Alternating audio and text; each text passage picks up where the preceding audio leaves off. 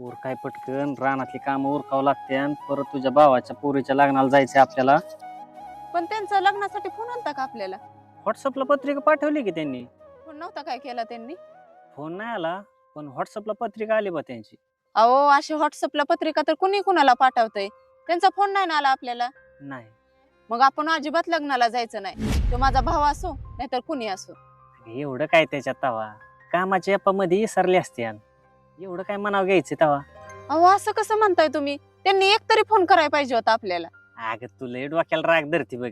एवढं काय तवा त्याच्यात, शेवटी तुझ्याच माहेरचीत ना, घ्यायचं समजून.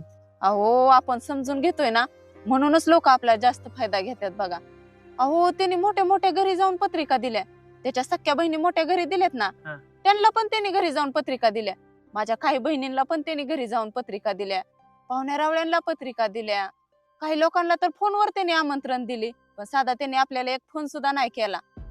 आणि तुमच्या एक लक्षात येतंय का, ती मोठ्या घरची, आपण गरीब घरचे.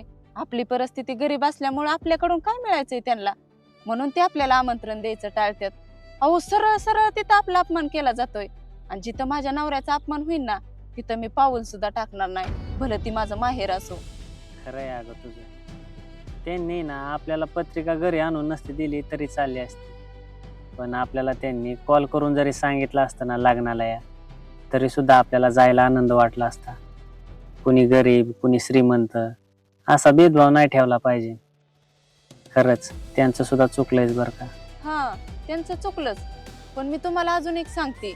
आनंदाच्या कार्यक्रमात ना आमंत्रणाशिवाय जायचं नसतं, आणि दुःखाच्या कार्यक्रमात कोणाच्या फोनची वाट पाहायची नसती. तिथं आपण स्वतःहून जायचं असतं.